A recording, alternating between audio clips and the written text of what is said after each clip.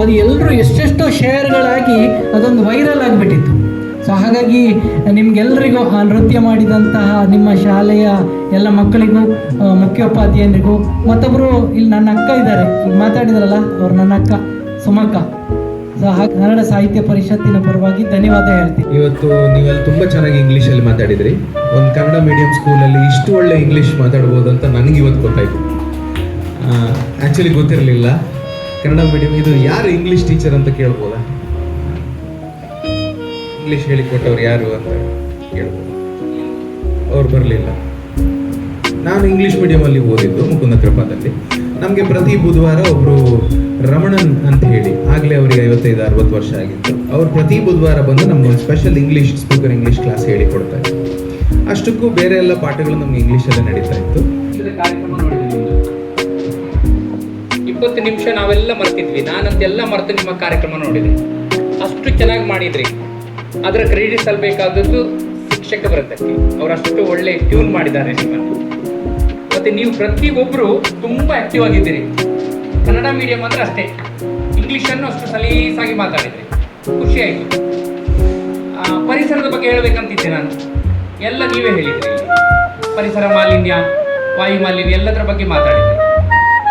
ನಾನು ಭಾಷಣ ಮಾಡೋದಿಲ್ಲ, ಭಾಷಣ ಮಾಡ್ಲಿಕ್ಕೆ ಬರೋದಿಲ್ಲ, ಮತ್ತೆ ನಿಮ್ಗೆ ಕೇಳುವ ಆಸಕ್ತಿನೂ ಇಲ್ಲ. ನಾಚಿಗೆ ಮುಳ್ಳು ಅಂತ ಒಂದು ಸಸ್ಯ ನೋಡಿದ್ದೀರಾ? ಕೈ ಎತ್ತಿ. ಹಾ, ಅದೇನು ಕೆಲಸ ಮಾಡ್ತದೆ? ರೈಟ್, ಮುಟ್ಟಿದರೆ ಮುನಿ, ಅದರ ಹೆಸರು. ಮುಟ್ಟಿದ ಕೂಡಲೇ ಮುನಿಯುತ್ತೆ. ಯಾಕೆ ಹಾಗೆ ಮಾಡುತ್ತೆ? ಹಾ, ನಾಚಿಕೆ ಆಗುತ್ತಾ? ಮತ್ತೆ ನಿಮ್ಮ ಸ್ಪರ್ಶ ಅದಕ್ಕೆ ಭಯ ಹುಟ್ಟಿಸುತ್ತೆ. ಅದೇ ಒಂದು ತೆಂಗಿನ ಮರವನ್ನು ಹೋಗಿ ಮುಟ್ಟಿ ಅದಾಗ ಮಾಡ್ತದ? ಮೇಲ್ಗಡೆ ಮಾಡ್ತಾ ಇರ್ಬೋದು, ಕೆಳಗೆ ಒಂದ್ಸಲ ಮುಟ್ಟಿ, ನಾಚಿಗೆ ಮುಳ್ಳನ್ನು ಒಂದ್ಸಲ ಮುಟ್ಟಿ ಪಟ್ಟನೆ ಮಡಚ್ಕೊಳ್ಳುತ್ತೆ, ಮತ್ತೆ ಮೆಲ್ಲ ಓಪನ್ ಆಗುತ್ತೆ. ಮತ್ತೊಮ್ಮೆ ಮುಟ್ಟಿ ಮತ್ತೆ ಮಡಚ್ಕೊಳ್ಳುತ್ತೆ. 3ನೇ ಸಲ ಮುಟ್ಟಿ ಮಡಚ್ಕೊಳ್ಳೋದಿಲ್ಲ. ಮತ್ತೆ ಎಷ್ಟು ಸಲ ಮುಟ್ಟಿ ಮಡಚ್ಕೊಳ್ಳೋದಿಲ್ಲ. ಯಾಕೆ ಗೊತ್ತಾ? ನೀವು ಸ್ಪರ್ಶ ಮಾಡಿದ್ರಿ, ಮೊದಲು ಭಯ ಆಯ್ತದಕ್ಕೆ, 2ನೇ ಸಲ ಮತ್ತೆ ಭಯ ಸ್ವಲ್ಪ ಕಡಿಮೆ ಆಯಿತು, 3ನೇ ಸಲ ಗೊತ್ತಾಯ್ತು ನೀವು ಏನು ಮಾಡೋದಿಲ್ಲ, ಸುಮ್ಮನೆ ಮುಟ್ತಾ ಇದ್ದೀರಿ. ಅದರ ಅರ್ಥ, ನಾವು ನೆಟ್ಟಂತ ಎಲ್ಲ ಗಿಡಗಳು, ಈಗ ನೀವು ನಟ್ರಿ ಅಲ್ವ ಗಿಡ, ಎಲ್ಲ ಗಿಡಗಳಿಗೆ ನಮ್ಮ ತರನೇ ಭಾವನೆ ಇದೆ. ಅವುಗಳಿಗೆ ಅಳು ಬರುತ್ತೆ, ಅವುಗಳಿಗೆ ದುಃಖ ಬರುತ್ತೆ, ಅವುಗಳಿಗೆ ಖುಷಿ ಆಗುತ್ತೆ.